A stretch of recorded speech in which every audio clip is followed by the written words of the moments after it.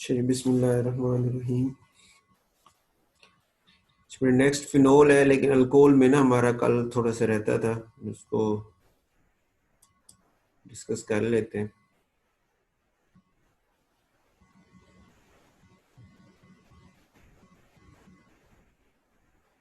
Question number 33 तक convergence के हवाले से ना, ये आपके है सिलेबस, उसमें भी स्मार्ट सिलेबस में भी शामिल है ये क्वेश्चन ना। पहले मेथनॉल से एथेनॉल बना दे। तो अच्छा, ये अब मेथनॉल है, ये एक कार्बन है ना, और इधर एथेनॉल में दो कार्बन है, यानी मैंने एक कार्बन को दो कार्बन में कन्वर्ट करना है। तो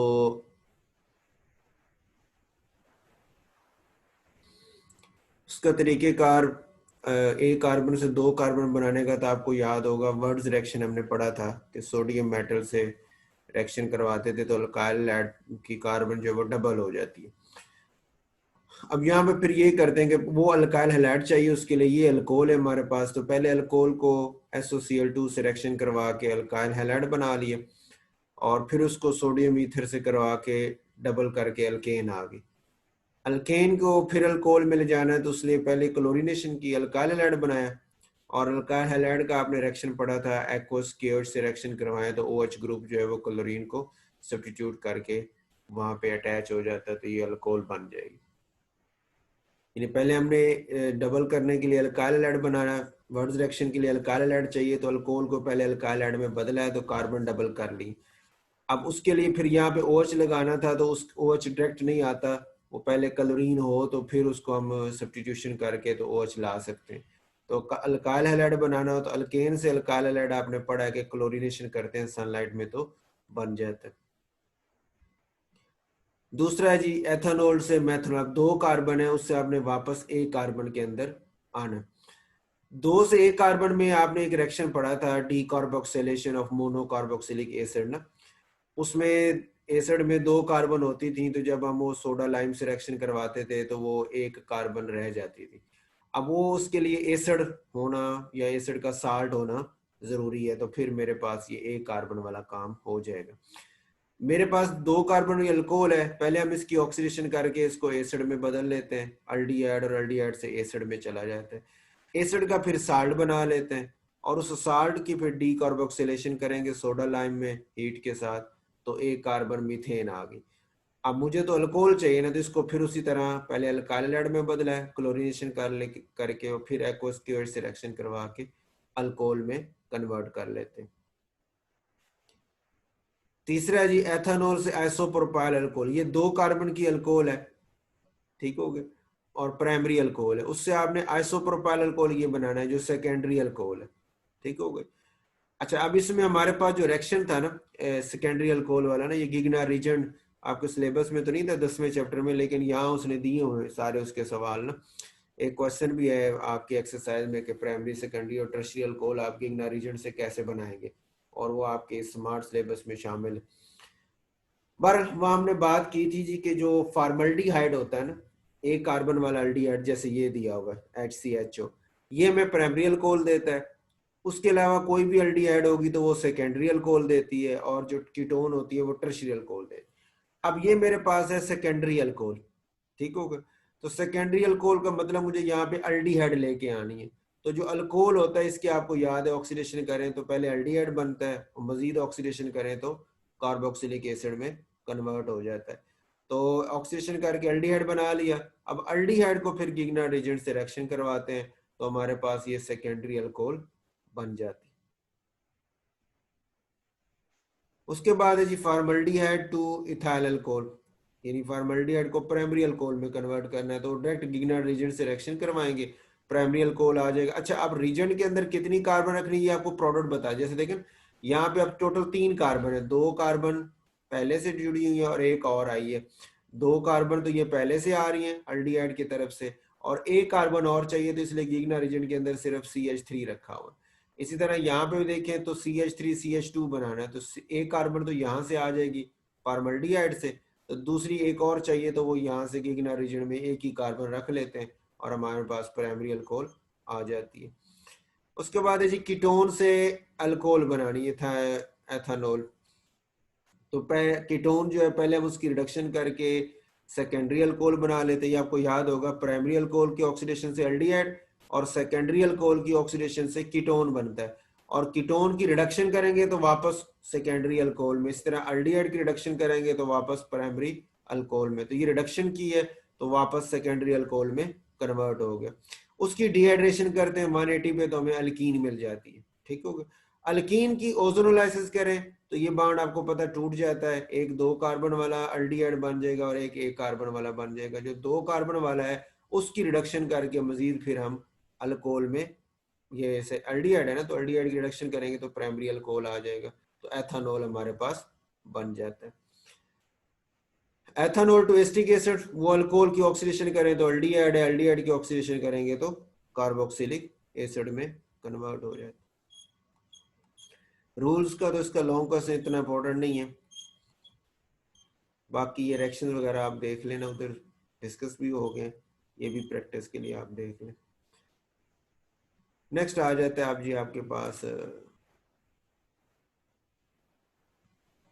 अल्कोहल फिनोल जो,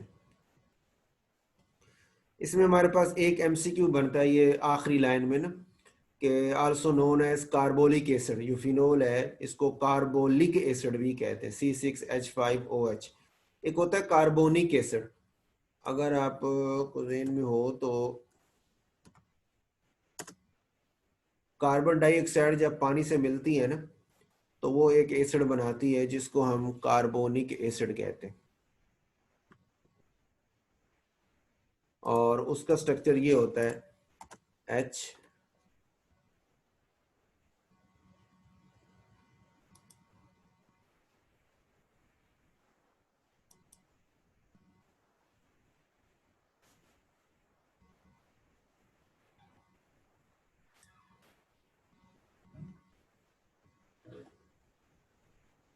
जैसे ये है H3CO3 कार्बोनिक एसिड।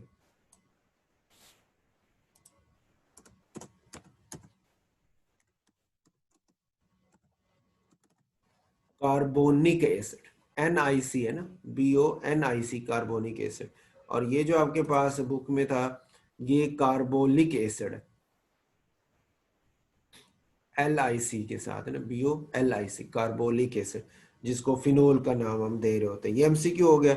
और दूसरा एमसीक्यू ये है कि ये सबसे पहले जो है वो रंज ने 1834 में कोल तार से इसकी हासिल किया था, कोल तार से फ्रैक्शनल डिस्टिलेशन वगैरह करके उसको हासिल किया था। उसके बाद है जी प्रेपरेशन ऑफ फिनोल। फर्स्ट इसकी प्रेपरेशन है फ्रॉम क्लोरोबेंजीन, इसको डोज मेथड भी कहते हैं।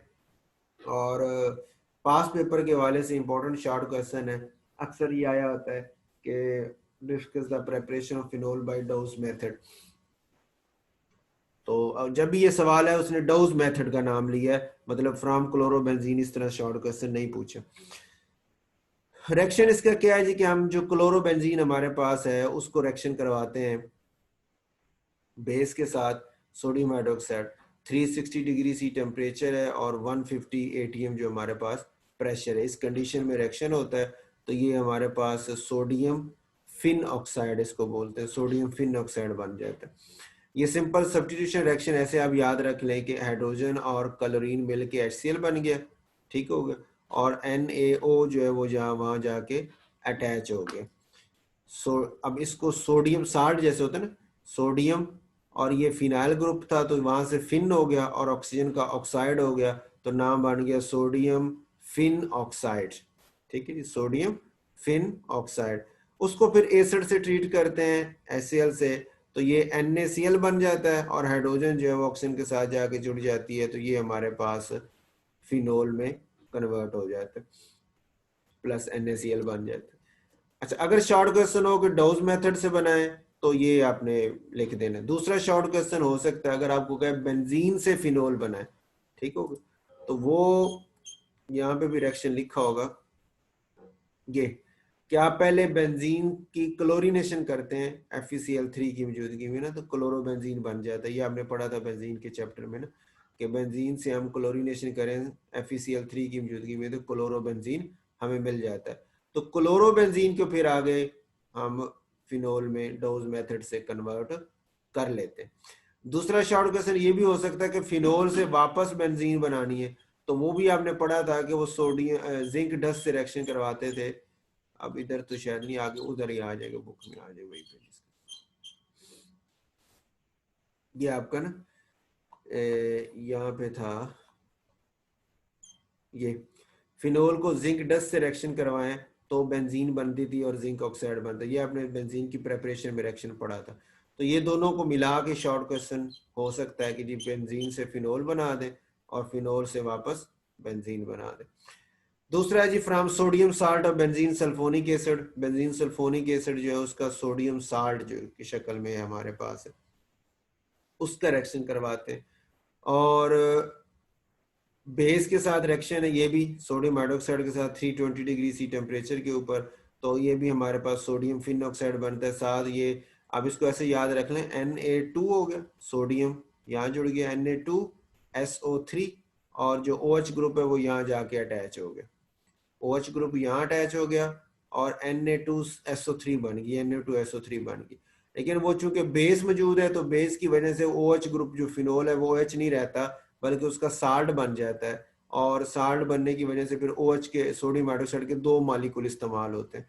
एक मालिक्यूल ने NO2SO3 बनाया और फिनोल बना दिया, दूसरे मालिक्यूल ने फिनोल को सोडियम फिन ऑक्साइड में बदल दिया, साथ वाटर बना दिए। ठीक हो गई। अच्छा, अब वो जो आपका सोडियम फिनॉक्साइड है फिर उसी तरह उसको एसिड से ट्रीट करते हैं तो हमारे पास फिनोल आ जाता है और NaCl बन जाता है। यहाँ पे भी शॉर्ट क्वेश्चन अगर चेंज करें, एक तो यही है कि सोडियम साल्ट और बेंजीन सल्फोनिक एसिड से फिनोल कैसे बनेगा। दूसरा सवाल ये हो सकता है कि बेंजीन सल्फोनिक एसिड से कैसे बनेगा। उसमें आपने एक स्टेप और आपका आ जाएगा, यहाँ पे शायद दिया हो ये कि बेंजीन सल्फोनिक एसिड को पहले बेस रिएक्शन करके साल्ट बना लेंगे और फिर उससे आगे हम फिनोल में बदल लेते हैं। ठीक हो, कि पहले उस सल्फोनिक एसिड से साल्ट बना लेते हैं बेस रिएक्शन करके। दूसरा पॉइंट ये हो सकता है। और तीसरा, अगर बेंजीन से कहे कि बेंजीन से फिनोल बना दे तो एक तरीका तो ये था कि बेंजीन से क्लोरोबेंजीन बना के हम, उसी तरह अब ये भी हो सकता है बेंजीन से आप बेंजीन सल्फोनिक एसिड भी तो बना सकते हैं और फिर उसका ये साल्ट बना के और फिर यही उससे भी हम फिनोल बना सकते हैं, इस रूट से भी बना सकते हैं। उसके बाद है जी फिजिकल प्रॉपर्टीज। इसमें इसके अंदर एमसीक्यूज वगैरह कोई इतना खास नहीं है ना, पास पेपर के हवाले से इतने आए हुए हैं क्वेश्चन ना एमसीक्यू में, लेकिन बहरहाल जो एक दो बनते हैं वो आप नोट जरूर कर लें। जैसे पहली लाइन में लिखा हुआ है कि ये कलरलेस क्रिस्टलाइन डी लिक्विसेंट सॉलिड है। डी एक होता है हाइग्रोस्कोपिक कंपाउंड होते हैं ना, कि जो, या आप जनरल कह लें डिहाइड्रेटिंग एजेंट होते हैं, जो पानी को जज़ब कर सकते हैं उनको डिहाइड्रेटिंग एजेंट कहते हैं। ठीक हो गया। अच्छा, अब वो डिहाइड्रेटिंग एजेंट की आगे फिर दो टाइप्स बनती हैं। एक को हम नाम देते हैं हाइग्रोस्कोपिक कंपाउंड का, एक को हम नाम देते हैं ये डी लिक्विसेंट सॉलिड का। जो हाइग्रोस्कोपिक कंपाउंड होते हैं वो होते हैं जो पानी को जज़ब तो करते हैं लेकिन उसके अंदर हल नहीं होते, इसलिए वो कभी भी गीले नहीं होते, चिपचिपे नहीं होते। लेकिन ये जो डी लिक्विसेंट सॉलिड होते हैं ये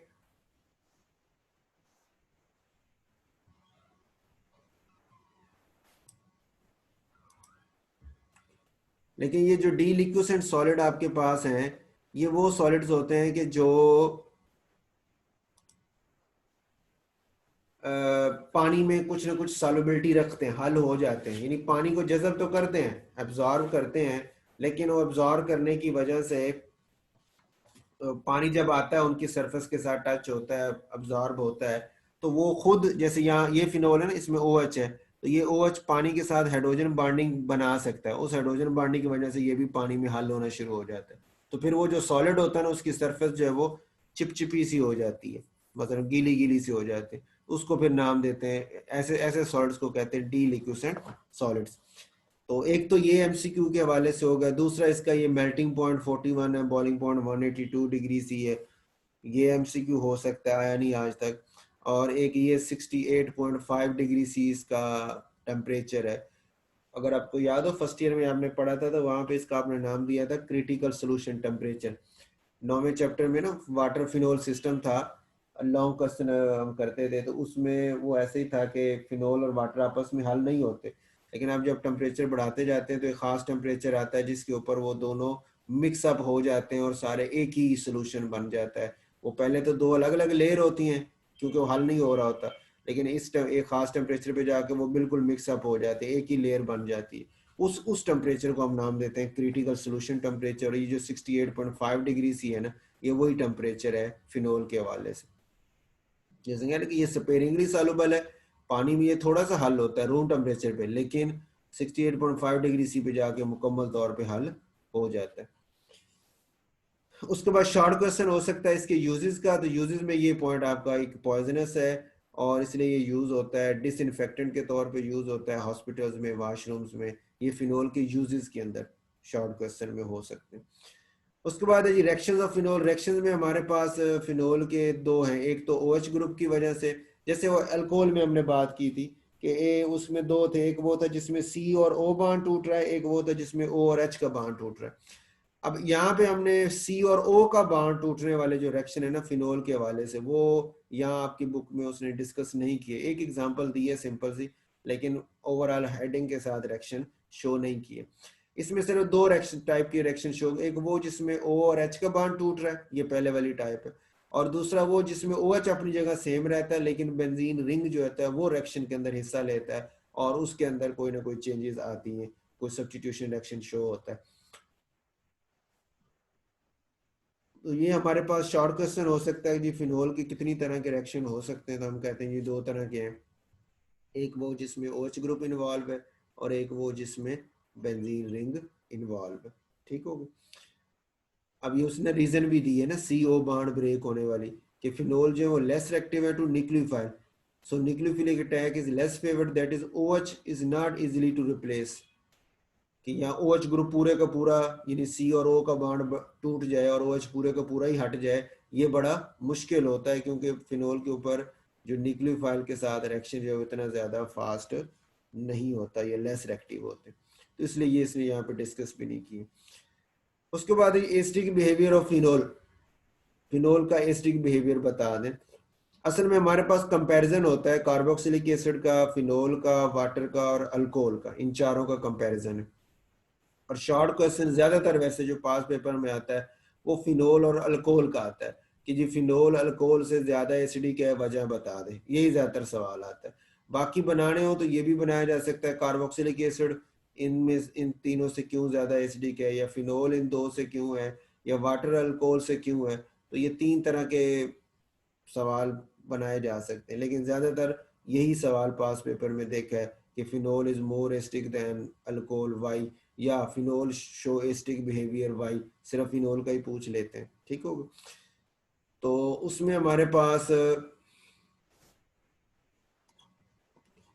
यहाँ पे ना स्ट्रक्चर्स बने हुए हैं, मैं उन स्ट्रक्चर्स को सामने रख के ना ये देख, पहला है कार्बोक्सिलिक एसिड वाला, कि जो कार्बोक्सिलिक एसिड है वो आपका क्यों एसिडिक होता है, तो हम कहते हैं जब वो H प्लस आयन दे देता है ना, कार्बोक्सिलिक एसिड होता है ना, और C डबल बॉन्ड O और साथ H होता है, तो जब वो H उसमें से हाइड्रोजन निकल जाती है तो पीछे O माइनस बचा। अब ये जो O माइनस है ना, ये रेजोनेंस शो करती है। रेजोनेंस आपने पढ़ा था कि इलेक्ट्रॉन डेंसिटी एक जगह ज्यादा होती है तो किसी दूसरी जगह कम हो जाती है, या आपने वहाँ डेफिनेशन पढ़ी थी डिफरेंट पेयरिंग स्कीम, कि वैलेंस इलेक्ट्रॉन को हम मुख्तलिफ कभी उधर से जोड़ रहे हैं कभी उधर से जोड़ रहे हैं, तो इसको हम रेजोनेंस का नाम देते हैं। तो ये इसका रेजोनेटिंग स्ट्रक्चर ये बनते हैं ये कार्बोक्सिलेट आयन के दो, कि ये माइनस चार्ज जो है ये इधर आके डबल बॉन्ड बना लेता है और ये डबल बॉन्ड टूट के ऑक्सीजन के ऊपर माइनस चार्ज बना लेता है, तो ये इसकी शक्ल बन जाती है रेजोनेटिंग स्ट्रक्चर। अच्छा, अब यहाँ के ऊपर जो पॉइंट है वो ये था कि इसके अंदर रेजोनेटिंग स्ट्रक्चर दो है, कितने हैं, दो है। जो फिनोल है ना, फिनोल में भी यही होता है, जब वो H प्लस आयन लूज कर देता है ये ऑक्सीजन के ऊपर माइनस चार्ज आ गया। अब माइनस चार्ज जब इधर आएगा तो यहाँ पे डबल बॉन्ड बनेगा, तो ये वाला डबल बॉन्ड टूट के इस कार्बन के ऊपर आ जाएगा, माइनस चार्ज इधर आ जाएगा, वो वाला माइनस चार्ज इधर आ गया, क्योंकि वो अरे माइनस चार्ज का मतलब दोनों इलेक्ट्रॉन आ रहे हैं बॉन्ड बनाने के लिए, तो फिर ये दोनों इलेक्ट्रॉन पाई बॉन्ड वाले इस कार्बन के पास चले जाएंगे, तो कार्बन के ऊपर माइनस चार्ज आ जाएगा क्योंकि इसने अपना इलेक्ट्रॉन तो लिए लिया है और दूसरी कार्बन का भी इलेक्ट्रॉन इसने गेन किया है, इसलिए ये माइनस। ठीक होगा। फिर ये माइनस आगे शिफ्ट होता है, वहां पे डबल बॉन्ड हो गया और ये इस कार्बन के ऊपर माइनस आ गया, फिर वो आगे शिफ्ट हो गया, वहां डबल बॉन्ड और इस अगली कार्बन के ऊपर माइनस चार्ज आ जाता है, ठीक हो गया। वो फिर आगे मूव करेगा, वहां पे डबल बॉन्ड और ऑक्सीजन के ऊपर माइनस चार्ज वापस हो जाएगा। दोनों में ये पहले और आखिरी में फर्क ये है कि यहाँ जहाँ डबल बॉन्ड है वहां यहाँ पे सिंगल है, और उसके जो सिंगल थे अब वो डबल हो चुके हैं। तो ये 5 रेजोनेटिंग स्ट्रक्चर बन जाते हैं फिनोल के। जितने किसी कंपाउंड के रेजोनेटिंग स्ट्रक्चर ज्यादा होते हैं, जितने किसी कंपाउंड के रेजोनेटिंग स्ट्रक्चर ज्यादा होते हैं, उतनी उसकी स्टेबिलिटी भी ज्यादा होती है, उतना वो ज्यादा स्टेबल होता है। अब अगर इस चीज को देखें तो आप कहेंगे कि सर इस ये जो आपका एसिड था कार्बोक्सिलेट आयन था, उसके तो सिर्फ 2 रेजोनेटिंग स्ट्रक्चर है और इसके कितने 5 हैं, तो ये ज्यादा स्टेबल होना चाहिए उसकी निस्बत से। तो ऐसे ही है, ये 5 वाला ज्यादा स्टेबल है, वो 2 वाला कम स्टेबल है। तो जो ज्यादा स्टेबल है फिर उसको ज्यादा एसिडिक होना चाहिए, ठीक हो गया। लेकिन एसिडिटी में फिनोल जो है कार्बोक्सिलिक एसिड से एसिडिटी इसकी कम है। उसकी वजह क्या है, हम कहते हैं कि जो कार्बोक्सिलिक एसिड है ना, इसमें ये मौजूद है C double bond O group जो है ना, कार्बोनाइल ग्रुप जो है, इसको हम कहते हैं ये इलेक्ट्रॉन विदड्राइंग ग्रुप है, इलेक्ट्रॉन विदड्राइंग कार्बोनाइल ग्रुप है, यानी इलेक्ट्रॉन डेंसिटी को अपनी तरफ खींच रहा होता है। और इसके खींचने की इलेक्ट्रोनेगेटिव ऑक्सीजन की वजह से, इलेक्ट्रॉन डेंसिटी अपनी तरफ खींचने की वजह से यहाँ पे जो हाइड्रोजन होती है उसके लिए लूज होके H+ आयन बनाना बहुत आसान हो जाता है। तो हम कहते हैं जो कार्बोक्सिलेट आयन है वो बड़ी आसानी से इलेक्ट्रॉन लूज कर लेता है due to presence of electron withdrawing group. यानी यहाँ पे एक ऐसा ग्रुप मौजूद है जो धक्के दे के H+ आयन को निकालता है कंपाउंड में से, तो वो जल्दी H+ आयन देगा, ज्यादा H+ आयन देगा, इसलिए वो स्ट्रॉन्ग एसिड है। जो फिनोल है उसके अंदर H जो है ना, हाइड्रोजन जो है H+ जो है, उसको निकालने के लिए कोई पीछे से फोर्स मौजूद नहीं है, उसने खुद से ही निकलना है। अच्छा, अब वो जब निकल जाएगा फिर जो उस एनायन बनेगा, ऑक्साइड O- बनेगा, वो फिर रेजोनेंस उसको स्टेबलाइज करेगी। लेकिन इस केस में ऑक्साइड को तो रेजोनेंस स्टेबल कर ही रही है, लेकिन उससे पहले वो हाइड्रोजन को निकालने का काम भी कर रही है। तो इसलिए हम कहते हैं कि कार्बोक्सिलिक एसिड जो है वो ज्यादा एसिडिक है, क्योंकि उसमें इलेक्ट्रॉन विदड्राइंग जो कार्बोनाइल ग्रुप है उसकी वजह से H+ का लूज होना बहुत आसान हो जाता है, एक पॉइंट। और दूसरा, लूज करने के बाद जो एनायन बनता है वो रेजोनेंस में स्टेबल भी हो जाता है। फिनोल के केस में हम कहते हैं कि H+ आयन तो लूज होता ही होता है, लेकिन इतनी आसानी से नहीं जितनी वो एसिड के केस में है। लेकिन लूज करने के बाद जो ऑक्साइड आयन बनते हैं वो फिर रेजोनेंस स्टेबलाइज होते हैं।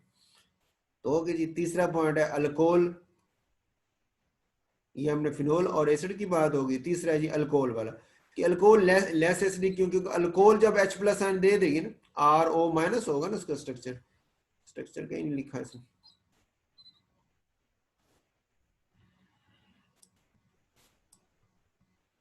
ये अल्कोहल है ना, ROH,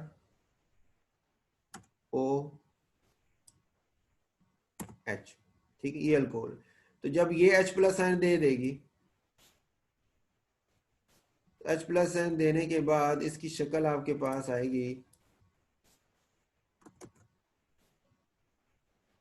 इस तरह के,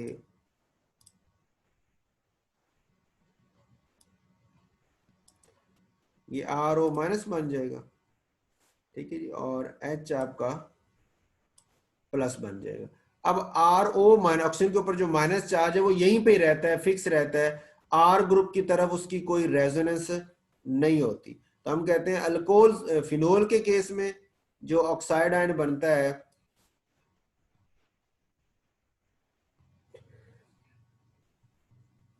फिनोल के केस में जो ऑक्साइड आयन बनता है वो ऑक्साइड आयन बड़ी आसानी से स्टेबलाइज हो जाता है, रेजोनेंस उसको स्टेबल कर लेती है, उस नेगेटिव चार्ज को जो ऑक्सीजन के ऊपर आता है। लेकिन जो अल्कोहल है उसके केस में जो उसके ऊपर माइनस चार्ज आता है वो आपकी जो रेजोनेंस वहाँ पे नहीं होती, वो कोई स्टेबलाइज नहीं करती, इस वजह से ये इतना ज़्यादा स्टेबल नहीं होता। तो स्टेबिलिटी कम होने की वजह से अल्कोहल फिर इस तरफ मूव करके भी नहीं आता, तो इसलिए उसकी एसिडिटी बहुत ज्यादा कम हो जाती। ठीक हो गई। तो 3 हमारे ये पॉइंट है। और वाटर अल्कोहल से ज्यादा एसिडिक क्यों होता है, कि वाटर में होता है ना H+ और OH-।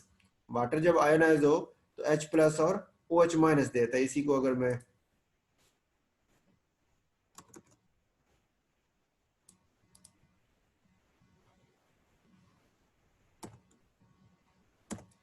वाटर H2O होगा तो वो H प्लस और OH माइनस देगा।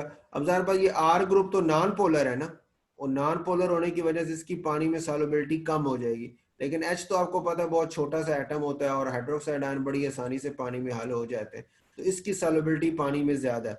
RO माइनस की सॉल्युबिलिटी कम है, OH माइनस की सॉल्युबिलिटी ज़्यादा, यानी वो स्टेबल होता है। इस वजह से वाटर आसानी से H प्लस आयन दे सकता है एज कम्पेयर टू अल्कोहल, और इसी वजह से वाटर ज्यादा एसिडिक है अल्कोहल की निस्बत से। ठीक हो गए, तो चारों कंपैरिजन हो गए। लेकिन पास पेपर में सवाल आपका जो मोस्ट इंपॉर्टेंट और बार बार रिपीट हुआ वो यही हुआ है कि फिनोल जो है वो अल्कोहल से ज्यादा एसिडिक क्यों होती है। अच्छा, एक तो ये पॉइंट हो गया। दूसरा, इसके अंदर एमसीक्यूज आपने जरूर याद रखना है, और ये शॉर्ट क्वेश्चन भी हो सकता है कि जनाब इट इज टू वीक, ये दूसरी लाइन में ना, to affect the litmus paper or to evolve CO2 from carbonates, कि आपके जो फिनोल है वो एसिडिक जरूर है लेकिन आम कार्बोक्सिलिक एसिड्स की निस्बत से बहुत कम है। कार्बोक्सिलिक एसिड तो वो है ना जब लिटमस पेपर उसमें डालते हैं तो लिटमस पेपर को वो रेड कर देते हैं, या कार्बोनेट, बाइकार्बोनेट में आपको पता है एसिड डाला जाए तो उसमें से कार्बन डाइऑक्साइड गैस निकलती है, तो ये कार्बोक्सिलिक एसिड जो है वो ये रिएक्शन शो करते हैं।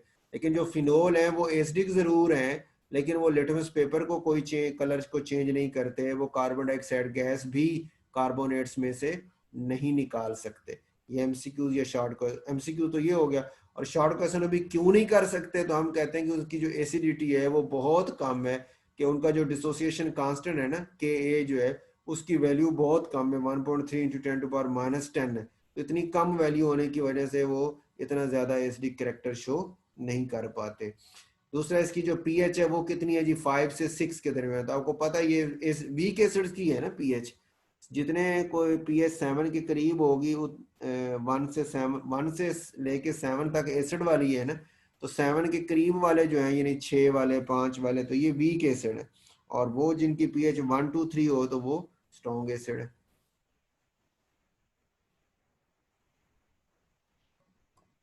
ठीक हो गया। ये लास्ट पैराग्राफ में उसने यही बताया कि अभी एसिडिक क्यों है और उसकी रेजोनेटिंग स्ट्रक्चर वगैरह को एक्सप्लेन किया जो हमने बात कर ली है। उसके बाद हमारे पास है जी reactions of phenol due to OH group, के OH ग्रुप की वजह से फिनोल के जो रिएक्शंस हमारे पास आते हैं। पहला है साल्ट फॉर्मेशन, कि फिनोल जो है वो बेस के साथ रिएक्शन शो करते हैं। एसिड है ना, एसिडिक प्रॉपर्टी रखता है, तो एसिड जो है वो बेस से रिएक्शन करें तो साल्ट और वाटर बना लेता है, यानी ये सोडियम फिनोक्साइड बन जाती है और वाटर बन जाता है। अच्छा, अभी हमने बात की ना अल्कोहल से ये ज्यादा एसिडिक है, कि फिनोल को बेस से रिएक्शन कराएं तो साल्ट बन जाता है, लेकिन अगर अल्कोहल हो ना, यहाँ पे अल्कोहल को बेस से रिएक्शन करें तो उसका साल्ट नहीं बनता। उसकी वजह यही है कि अल्कोहल जो है वो बहुत वीक एसिड है। ठीक हो गया, तो उसका वो हाँ मेटल के साथ वो रिएक्शन कर लेता है और साल्ट बना लेता है, हाइड्रोजन गैस भी बना लेती है क्योंकि मेटल बहुत ज्यादा रिएक्टिव होती है, लेकिन बेस के साथ उसका रिएक्शन कोई नहीं होता, फिनोल कर लेता है। ये आपका अल्कोहल और फिनोल का डिफरेंस भी आ जाता है ना, कि इस रिएक्शन से हम फर्क भी कर सकते हैं दोनों में। दूसरा है जी ईथर फॉर्मेशन। अच्छा, ईथर क्या होता है, या सॉरी एस्टर फॉर्मेशन। ईथर भी हो सकता है, एस्टर भी हो सकता है। ये 2 स्टेप्स में ये रिएक्शन होता है। आपके नोट्स में मैं देखता हूँ अगर दोनों स्टेप दिए हुए तो वहीं पे एक्सप्लेन कर लेते हैं। ये तो ओवरऑल दिया है जी, और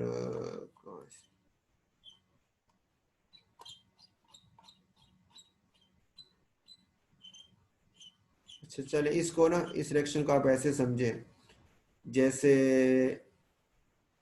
अल्कोहल्स वाले रिएक्शन में आपको याद हो हमने एक रिएक्शन पढ़ा था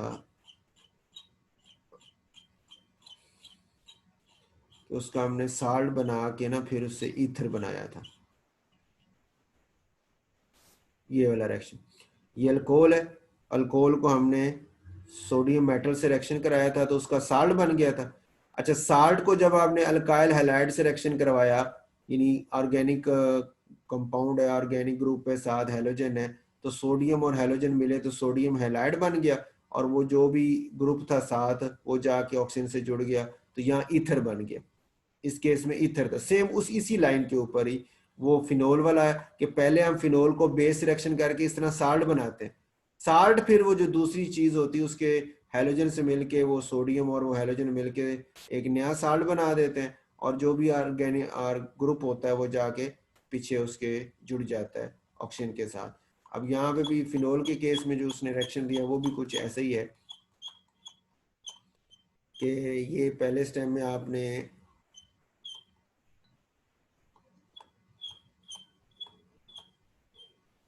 ये फिनोल का पहले बेस से रिएक्शन करवाया, तो ये OH और OH वाटर बन गया और सोडियम का साल्ट बन गया, यहाँ सोडियम फिन ऑक्साइड बना है पहले स्टेप में।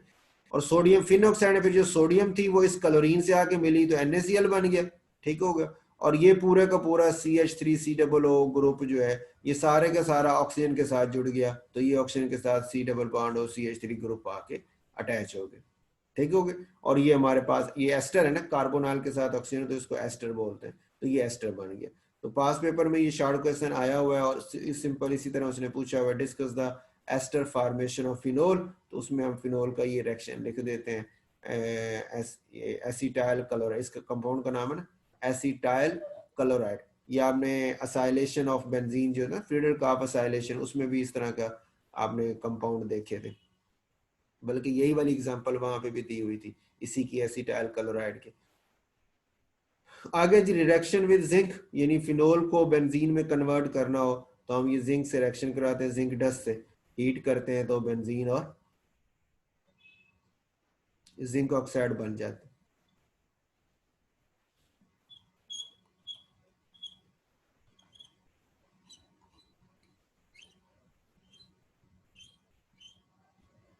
उसके बाद रिएक्शन ऑफ फिनोल है, ये चले जी कल पे रख लें, तो इसका टाइम भी वो 40 मिनट वाला ख़त्म हो रहा है, तो यहीं से फिर स्टार्ट कर लेंगे कल, और फिर इसके साथ एक्सरसाइज भी इसकी कर लेंगे।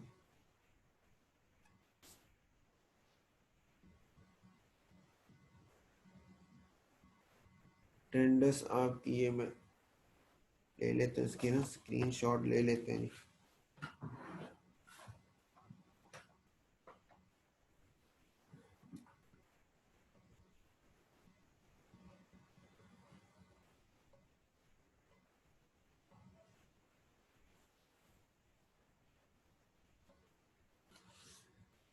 चलिए